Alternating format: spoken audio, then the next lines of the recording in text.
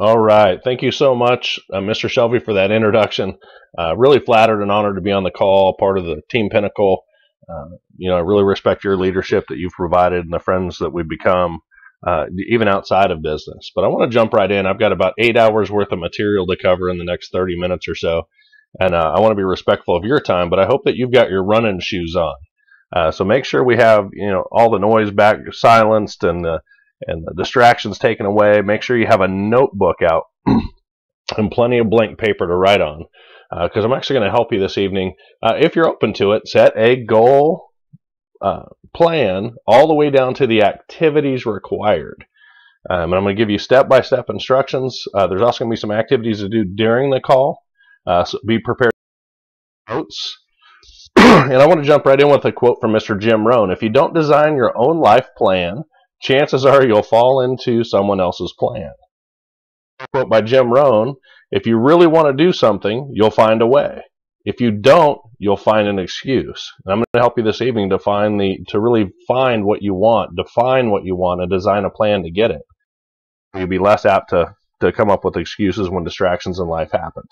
What they say about dreams and goals is 100% of people have dreams, 50% or so have goals, meaning they want to get somewhere. About 3% of those people wrote them down.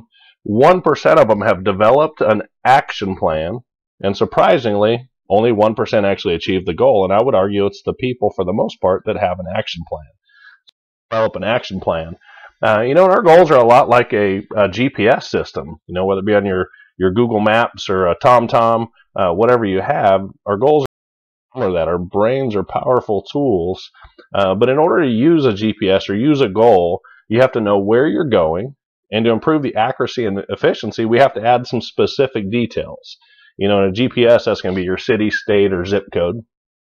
And it really helps you also to be aware of any obstacles or resources. So if we were taking a trip out of state, we might want to know what the weather conditions are, road conditions, closed roads, construction, accidents along the way. Those would be obstacles. And of course, resources. We'd want to know what fuel we have, what restaurants are available, maybe places to sleep if it's a longer trip. But it helps to know what our obstacles and resources are. Yet none of that stuff really matters if we don't have a why. The reason why to get there is the most important. If you had a quick relative that if you didn't get there to see them, you might not ever get to see them again, your why is magnified thousands of times over, and the what and the how will work themselves out. Neither goals or a GPS won't work if you don't put in a destination. We actually have to program the destination, give it some thought. If we don't have a destination, we won't have any directions. The other thing we want to do is give ourselves a deadline. If we don't have a deadline or a due date, we won't have any urgency to get there. Now, in the former example, we only had a certain number of days before your relative passed. So we created an urgency. And of course, the reason why. If we don't have a reason why we want those goals, we won't have acceleration, determination, sacrifice, or develop the necessary disciplines to get there. In the way of discipline, you'll either pay the price of discipline or the price of regret. Either way, a price will be paid. And I know I've heard Mr. Carruthers say that. That's one of the quotes. Paul J. Meyer, a recorded billionaire, leader in our industry, just phenomenal man, said about values and life's mission, defines why you do what you do. This is the why. So your mission reveals your heart or motive behind your action and further impress upon your mind why your priorities are so important. If your priorities are written down, this crystallizes your thinking and helps you focus on your future. Sounds like a really good thing. A quick little exercise, and this is the first thing I'm going to have you start right now if you already haven't taken a couple of quick notes. But we want to start working on why you do what you do. These are called your values or your mission. So if you would, real quick, write down 2 or 3 of the most significant people in your life, either living or historic, past. It could be Benjamin Franklin, Abraham Lincoln, Michael Jordan, Brian Carruthers, Jim Shelby, all great people to model and mirror. Maybe somebody in your personal life, maybe a pastor, a teacher, somebody historic like that. So write down 2 or 3 folks.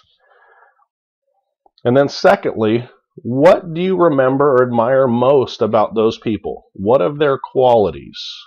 Are they honest, hard workers, brilliant, disciplined, loving, caring, respectful, devoted? I mean, there could be a million qualities that those people have that you admire the most. So take a minute, write down those couple of qualities. You should have at least 3 to 5, maybe 10 qualities that you respect or admire in other people. And it's odd because the values we respect in other people tend to be the values that we care about the most. It's a mirror of what's important to us. And sometimes we get so caught up in our own head, especially when we start talking about goals and dreams and values, it's hard to wrap our mind around. But when we start thinking outwardly and think what we really care about in other people, respect, qualities, that helps define our own values. Kind of cool little exercise. Another exercise you can do if you'd like, write this down, right? Google Tony Robbins disc profile, and that's DISC, Tony Robbins disc profile. It's a free 15-minute survey, and it's alarmingly accurate. The results in it are just incredible. And what you'll get out of it, excuse me, is a personality index. This is your DISC profile. It's how you're hardwired to take in the world. It'll define your communication styles and learning styles, things like that. And it'll also print out your values index, which will be the things you, oddly enough, value the most. So know where your values are.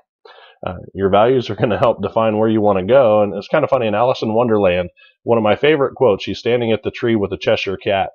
And she asks, what road do I take? The Cheshire cat answers back, well, where are you going? Alice answers, I don't know. And the Cheshire cat, with his Cheshire grin, says, then it doesn't matter. If you don't know where you're going, any road will get you there. And that's unfortunately how people go through their life. And the way to define where you're going is to set up what are called SMART goals. And your SMART goals ultimately are going to be filtered through your values and your life's mission. So what does SMART stand for? Specific, measurable, achievable, relevant, and time-bound. Specific just means it's exact. You know exactly where you're going. Measurable is quantity or quantifiable. Achievable means you believe you could do it. It's reasonable within the parameters of what's accomplished, what can be accomplished. Here on Team Pinnacle, we have definitely tons of leaders that have proven there's some pretty amazing goals that could be accomplished. Relevant is your why. What is it relevant to what's important to you? That's passing it through that filter of your values and missions. And then last is time bound. Do we have a specific time to get it done? Let's see. So the next big piece of this puzzle is for SMART goals is I need you to grab 8 sheets of papers. 8 sheets of paper. And we're going to write down at the top of each 8 key areas of life. Now, there's more than 8, I'm sure, and some of you may have less than 8 that are important to you. But for the purpose of this exercise, we're going to write down 8 key areas. On each one of those 8, we're going to brainstorm mountaintops or peaks that we want to get to in each one of those areas. So we're going to brainstorm the mountaintops in each area. Then we're going to break down and prioritize those for each area, number 1 being the most important. After that, we're going to rewrite them 1 through 3, and I'm going to walk you through this step by step. And then we're going to check for balance and conflict. So we're going to label the top of each sheet. So number 1 is mental or attitude. Number 2 is physical. Number 3 is spiritual. 4 is career. 5 are finances. 6 is family. 7 is social. And 8 is recreation. So you've got mental, physical, spiritual, career, finances, family, social, and recreation. Those are each of the 8 headings. I'm going to have you focus for now on number 5, finance, because a lot of our other goals are going to be enabled or empowered or become a lot easier when the finances and the money are there. Also help reduce some of the stress that you may be experiencing in your life, be able to impact other people as well. So we want to filter this through your values and life missions. Your goals should make you stretch. It's okay to fantasize a little. Now, we should be writing on goals on your finances right now. Goals should make you stretch. It's okay to fantasize a little. If some of your goals aren't a bit crazy, then they're probably a little too safe. They should definitely make you stretch. All goals must be written in present positive tense, meaning we're not going to try, not I will do. There is no try, there is only do, right? Walk left side of the road, walk right side of the road, okay. Walk middle of the road, squish, like great, said Miyagi from Karate Kid. So there's only do. For example, I am, or I enjoy, I have, those kind of statements at the beginning of your goal. So you should finance goals and just brainstorm, 5, 10, 15 financial goals you have without prejudging your thoughts, without prejudging your talents or skills or ability right now. If you had the ability to do anything, what would be your top 8? What would be 8 financial goals you'd like to have? And I hope you get to at least 3 here for the purpose of this exercise. At least 3. Maybe it's a $50,000 rise to the ring.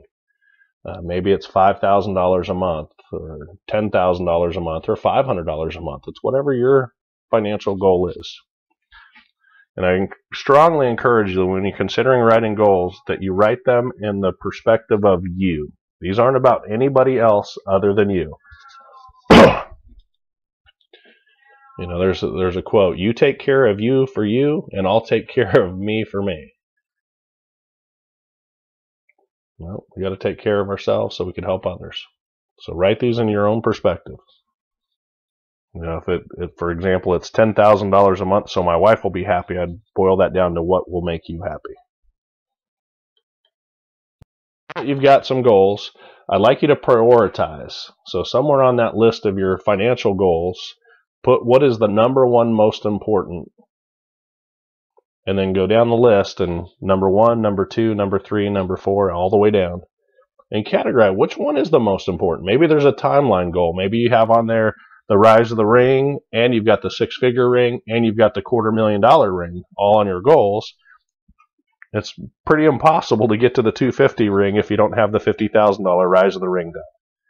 So the $50,000 rise of the ring would be the most important because it's the most urgent, the first one you're going to accomplish. So whatever is most important, you write down goals in each area. Now the next step is below that, draw a line somewhere, and then rewrite them in order of importance. Rewrite them number 1, number 2, number 3 in exact order. Now, I know some of this sounds redundant, and by the end of the exercise you may have hand cramps, but the reality is this, is writing crystallizes thought. And we want to crystallize your thought till we get a concrete vision of exactly what you're going to do. So rewrite your top 3. And we're going to keep clipping along. So if you got to rewrite top 3. Now, when you go back and do this exercise with all the 8 areas, you're going to do this for each and every area. Brainstorm the 8, 10, or 12 goals in each category. Rank them in order of importance. And then rewrite the top order. All right, now we're going to start putting this together in a cookbook. This is going to be your success cookbook. This is exactly the recipe book that you're going to follow to achieve your goals. So once you've gone back through, you've done this exercise, you're going to have 8 categories with 3 prioritized goals in each category, giving you 24 goals. Pretty simple, right? What I'd like you to do is summarize those 24 goals on one sheet of paper. Just bullet points. So summarize the 24 goals, 1, 2, 3, 1, 2, 3, 1, 2, 3, all the way down the sheet. Then once you have them all on one piece of paper, check for balance and conflicts.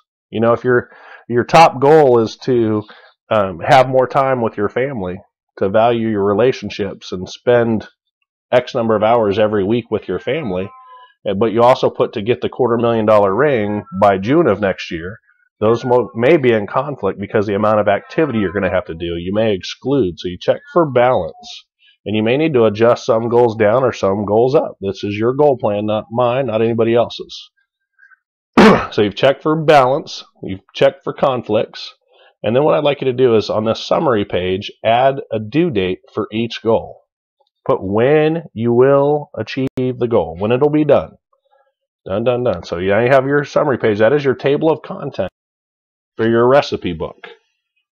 Now, what I do suggest doing is getting a 3-ring binder with 8 tabs, and each tab will be your sections of the key areas of your life.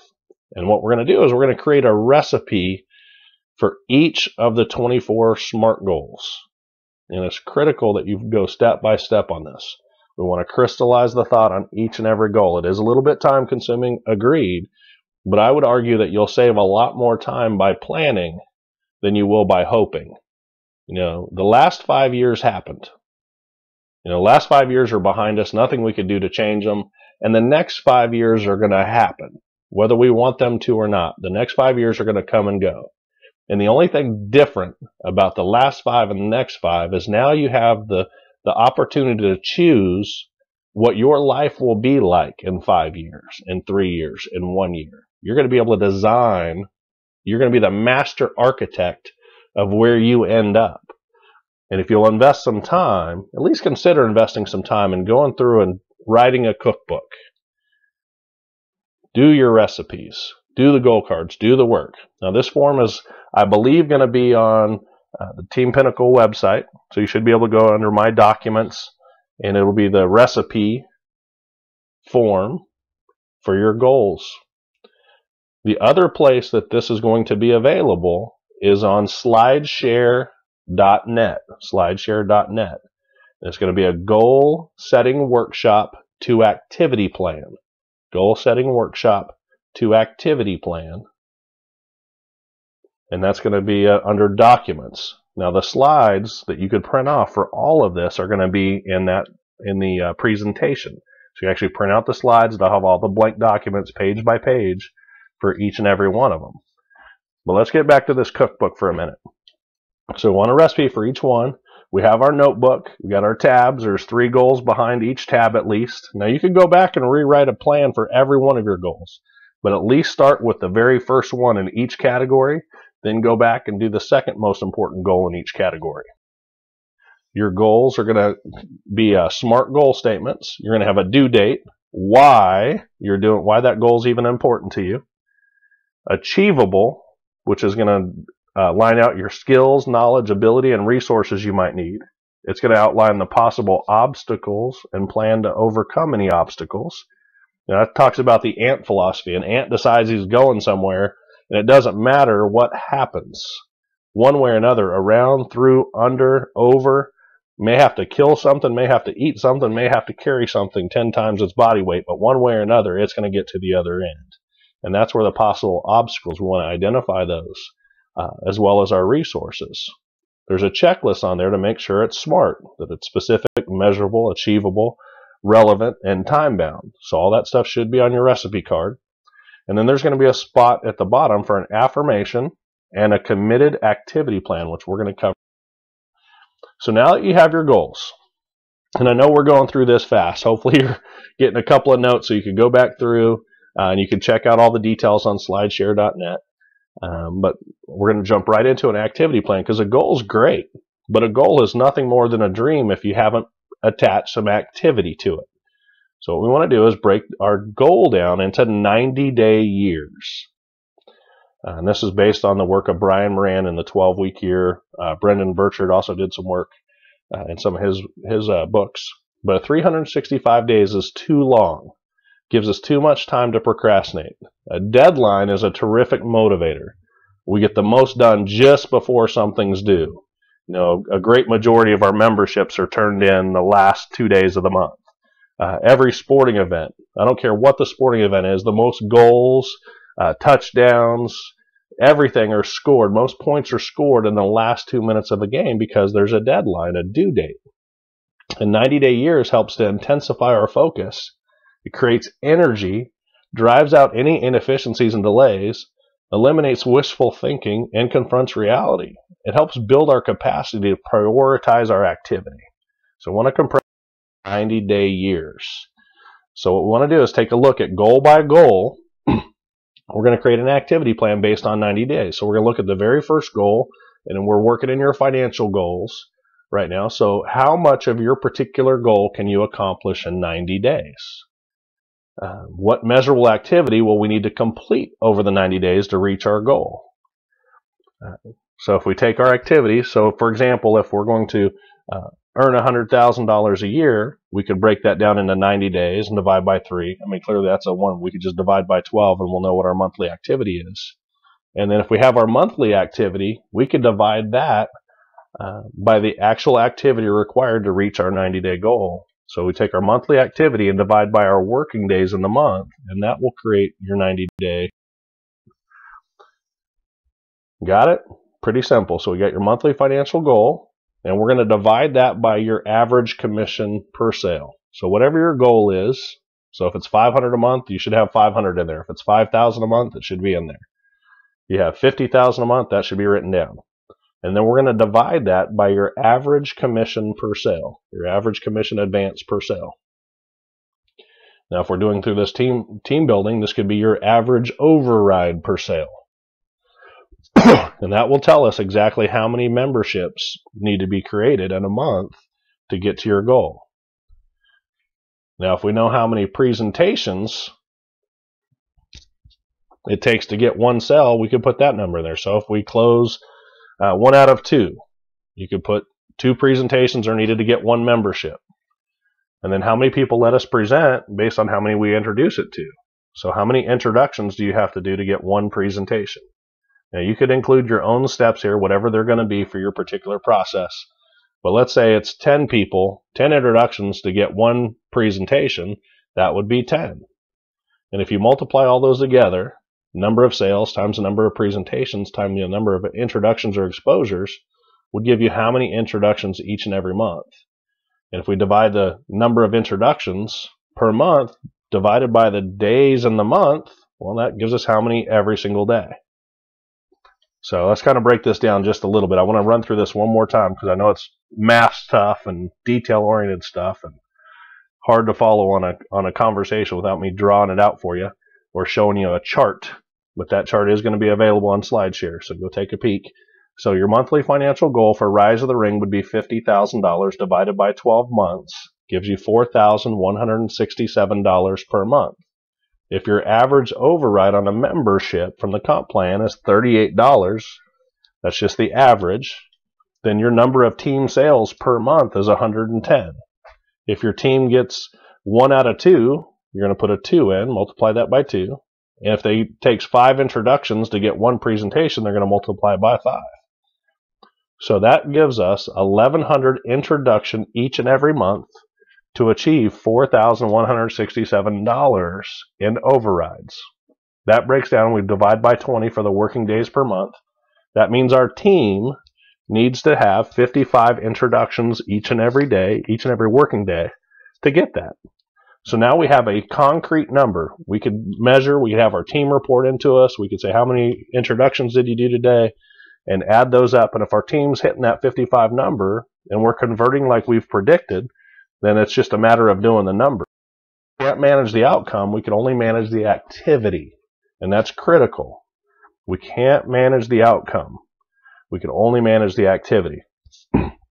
If you ramp that up and let's say you're going to do the $100,000 ring on personal production. You're going to go out there and sell a ton of memberships on your own. Completely possible. Hundreds of people have done it. So we take $8,667 per month. That's $100,000 divided by 12. Let's say your average commission, because you're going to be an executive director, your average commission is $150 a month. That means you need 58 memberships per month. And if you're executive director and you're following the systems and you're doing all the right things, let's say you convert 1.5. So 4 people come to a live event, 3 people sign up. That's going to be times 1.5. And let's say you're very good at inviting, you use your experts, you do your 3-way calls, you confirm everybody, and you have a good show rate. So we know that 2 people, 2 introductions is going to get you 1.5 presentations, which is going to get you 58 personal sales. So that means if you multiply 58 times 1.5 times 2, that means we have to have 174 introductions each month. Divided by 20 working days, you'd have to personally do 9 introductions each and every day, provided those were your numbers. Calls for business development, I could do that 2 times a week. I'm going to talk to 10 business owners. It gives me 20 business owners per week times 4 weeks would be 80. I have a Gold Star referral club that I'm in. It's kind of like BNI, though I had a hard time getting into BNI because most of the groups I tried to join already had an attorney. So I've joined a different club called Gold Star Referral Clubs. It's a little less expensive, and that's available in your resources at the end of the slideshow if you like. It's Gold Star Referrals.com, I think. But for that event, I go once a week, and I get one referral every week from that club, so that's 4 per month. I have a Giver Spirit event I've created. It's a not-for-profit networking event to help people be better professional networkers.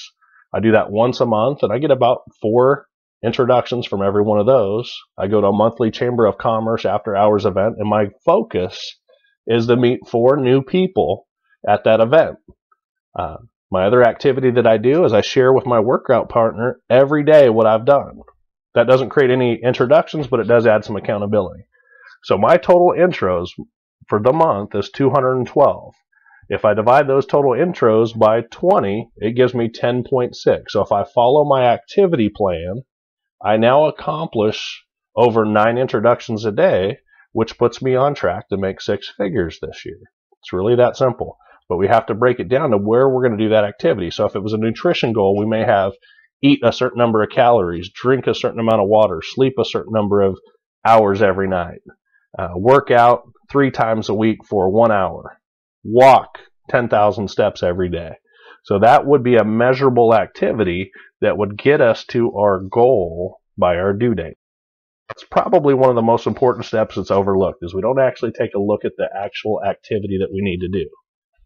So on the back of your recipe cards, write down a activity plan.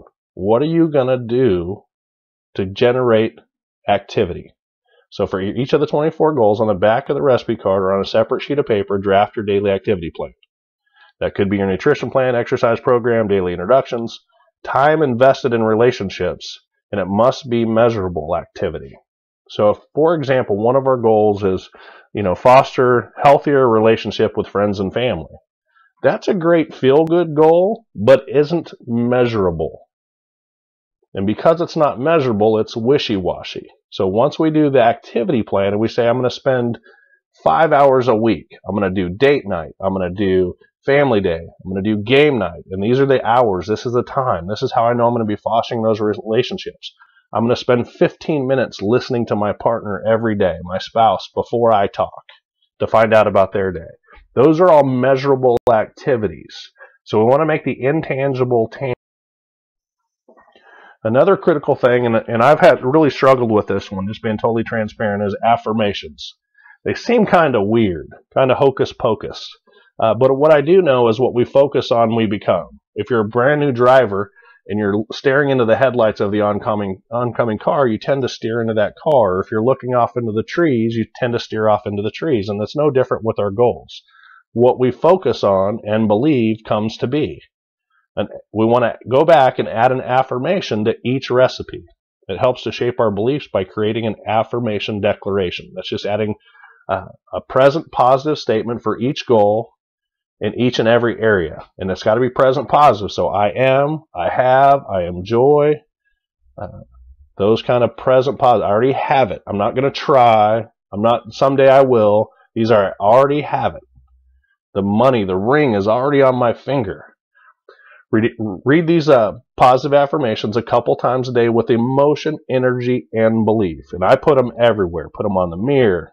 Mr. Self talks about writing Bernadette everywhere. He had Bernadette's name written on every single wall, and his family got tired of seeing Bernadette's name. But that was his affirmation. That was his daily motivation. Every time he saw that, he worked harder. Here's an example of a $100,000 ring in 2015 affirmation. I proudly wear the $100,000 ring because I have helped others to achieve their goals and dreams and introduce 9 people every working day to Legal Shield. So that's written in the present positive tense. It's in line with my goals and values, and it says specifically what I'm going to do, or what I do every single day. So we want to focus on those affirmations, and I know it's kind of warm and fuzzy. Just trust me. The last step in the affirmations is to take all of the affirmations you've written out, and make a summary affirmation. This could be called your mission statement, your present positive tense, but it's going to have your life's mission, your values, your goals, and even some of your daily activities worked in. Brian Carruthers has his affirmation on page 261 in Building an Empire. If you're not sure of what an affirmation looks like, that's a great one. But it ties into his key values, the things that are important to him, his leadership, team building, helping others. It's all in his affirmation statement. Now, that affirmation statement, your summary statement, is a work in progress, but it's also the cover page for your three-ring success cookbook. That's going to slide into the outside cover. All right, so we're making progress. We've got goals. We've got them prioritized.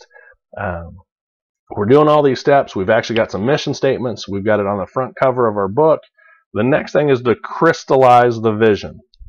And the way we're going to do that is on each one of your recipe cards, there's a blank. And if you're just doing it in a notebook, cut it out and stick a picture on every page. You can Google images. You can go and cut out of magazines. Very powerful exercises. The more you could make it real, tangible. So find a picture that represents each and every goal. Attach one to each recipe and also to a vision board. Get a big poster board, if you like, and cut and paste and glue it on them. It's really that simple. And have one for at least every one of the 24. And who knows, maybe you'll come across some things that it'll key in. Oh, I forgot I wanted that, or I forgot that was important to me, or I forgot I wanted to build an orphanage. I forgot I wanted to, sponsor several families for Christmas. That may happen in the process. This is a journey and a process to develop this. This is not a 30-minute exercise. What I've done is I've taken and I did a picture that I created in Microsoft Publisher. And I just cut and pasted my pictures and I organized them. But that's how I did it. And I printed it off at Sam's Club or Costco for about $8. Plus I print off a bunch of little ones. If you're not going to do it on the computer, at least take a picture with your smartphone or camera and print those off. Blow it up. Have a couple of copies and put them everywhere you're going to see them. Put them on the visor. Put them on the bathroom mirror. The more we create, the greater our belief. And the greater our belief, the greater the likelihood that we will. Aristotle wrote, "We are what we repeatedly do. Excellence is not an act, but a habit." So if we'll follow that daily activity plan, we could do nothing else but goals. All right, so now we've gotten it back into mamsy-pamsy land. We're warm and fuzzy. We've got our picture board, and that sounds great. We've got our activity plan. We know exactly where the activity is going to come. We've got measured activity. The next critical, absolutely critical activity is to put this in your calendar. You need to create a calendar. I use Google Calendar. You use whatever you want, whether it be paper or whatever, but create a calendar and then plan your work and then work your plan. Let your calendar, which is based on your values and priorities and goals, be your boss. That's the great thing about Legal Shield is we're our own boss. That's also the struggle is we're our own boss. And frankly, if you looked in the mirror, most times if you don't already have goals and plans and aren't getting what you want, you're probably your worst employee. If you have goals and plans and you work the business like a business, it's going to pay you like a business. If you work the business like a hobby, it's going to pay you like a hobby. And a critical thing for business is if you ever had a job, you know that if you were scheduled at 8 o'clock in the morning, by God, you'd be at 8 o'clock in the morning, you'd be at work, whether you were sick, tired, or didn't want to go in. You'd still be there. And that's how we have to treat our own business. To create and schedule a monthly activity plan, we want to put that in your calendar. We want to schedule time for a weekly review. And I encourage you to pre-plan every day, usually the day or the night before, so that your next day is already done. You already know what you're doing. You're not going to wake up and try and figure it out. That leads to procrastination, a creative procrastination where we organize our paper clips. It's better to have the plan and just get up and get running. So we want to our goals. So follow what you've calendared, track your results, and share those results with an activity partner. And what I do throughout the day, there's a couple of tools and techniques that I use. One, I have a Pomodoro timer. It's a little 30-minute hourglass that's on my desk, and I flip it over and I work hard for 30 minutes, and then I take a 5-minute break. That keeps my little ADD brain somewhat focused. The other thing is I'm constantly asking myself, is what I'm doing right now moving me closer to or further away from my goals? Is what I'm doing right now moving me closer to or further away from my goals? All right, so we got a couple other things. Plan your work, work your plan. You should be recording your activity every day, and you want to expect what you inspect. If you don't track it, you probably won't do it. Or worse, you will lie to yourself about what you're really doing. You'll think you're doing more work than you are, and the only thing you've ended up with at the end of the day is organized paper clips. Be accountable to your goals and dreams. By accounting for what you are doing and sharing that with your accountability partner, you're more likely to do it. Protect your self-esteem. This is critical. This is long-term success. Protect your self-esteem by doing what you say you'll do no matter what. Give yourself the gift of consistency. If I say I'm going to do 2 introductions every day, by God, I better do the 2. If I say I'm going to do 10, I better do 10. If I don't believe I'm going to do 10, or I start faltering, maybe I need to reevaluate why I'm doing 10. Reconnect with my goals and my mission. Maybe I need to lower that to something that's achievable. I'd rather have 2 a day than 10 in one day. That consistency is powerful. Journal every day your progress towards your goals, how you feel about your progress, and most importantly, what you're grateful for. Brian Tracy suggests rewriting your top 10 goals every day in your journal. And again, we're crystallizing thought. Now, I know most of you aren't going to journal, but what I do know is most of the billionaires in our fine world do. Most of our leaders in this company do. The choice is yours whether you journal or not, but I strongly encourage you to help protect yourself. There is a wonderful tracking piece. So we're back to our financial goals. We've calendared our time. We know how many introductions per day we're going to average. Now it's a matter of tracking those introductions. Written down, tracked plans. There's a contract tracking form in your associate back office, and it is just simply the name, their contact information, the tool, and the data follow-up, and any notes. It's called a 10-in-play sheet or a contact tracking form. But it's a great place, and with my team, we don't report any numbers that aren't written down. We don't report any introductions if they're not on this tracking sheet. Very, very powerful. So I want to summarize real quick what we've gone through. There's actually only been 12 steps. The first thing we did is we created our mission and values. This is our why. You may want to Google Tony Robbins disc profile to find that out. We created SMART goals in each of the 8 key life areas and started with brainstorming our mountaintops. We prioritized our goals, numbered them from 1 to however many, and then we rewrote the top 3 in order 1, 2, and 3. We summarized all of our top 3s in the 8 key areas for 24 goals on 1 page, and this became our table of contents for our cookbook. We added a due date to each one of the 24 goals to create urgency.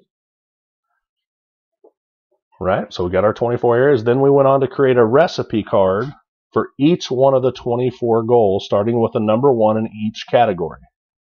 This is the actual what we're going to do. That helped us create a 90-day activity plan. We said, what can we get done in 90 days? And how will we do that in 90 days? That was the how. We drafted our affirmations for each one of the 24 and a summary affirmation or mission statement cover for your success cookbook. We created and shared a vision board with pictures of all 24 goals. You can also share that picture on social media. That way more people get to see it and help you, and also to help hold you accountable. The last thing we did after we had our vision board is we tracked and shared our accountability each day with a workout partner. We used that contact tracking form. And then each and every day, we journaled our progress, how we feel about our progress, what we're grateful for, and our goals. And I want to summarize those real quick before I wrap up. There's slideshare.net, and that's a goal-setting workshop to activity plan. There's a presentation and documents on there. So search for both presentation and documents. You can download all this stuff. There's also goalsmadesimple.com. Goalsmadesimple.com. It's a free tool to help you develop and track your goals, and it'll help you identify your top 5 goals. I also suggested Googling Tony Robbins' disc profile, which is free, and share that with your mentor. Share that with your workout partner. And you're going to get both the disc profile as well as your values, and apply all your goals, run them through the filter of your values. There's a phenomenal amount of resources on the team website at myteampinnacle.com. And you can actually go to the documents/docs, and there are a couple of great forms on there. The KPI, Key Performance Indicator benchmarks. And the last form on that page is supplement for 90-day tracking. Another great idea to get some of the activities that you're going to need to have to accomplish your goals. There's great networking groups. There's goldstarreferralclubs.com. That's goldstarreferralclubs.com. And BNI, businessnetworkersinternational.com. And then I also have a giverspirit.com on there. It's you can duplicate a not-for-profit networking event that you're actually the host. So Mr. Shelby, you gave me exactly 40 minutes. I'm at exactly 40 minutes. We could have spent hours and hours and hours. Most importantly, I hope that some of you, before you just blurt out what your 90-day resolution is, what your New Year's resolution is, that you take some time and really figure out what that is for you and your family and for your reasons why. That you connect those with your values and then develop that activity plan and help yourself be accountable to your goals and dreams. All these resources available. I appreciate being on the call. Mr. Shelby, I'm going to turn it back over to you, sir. Thank you so much.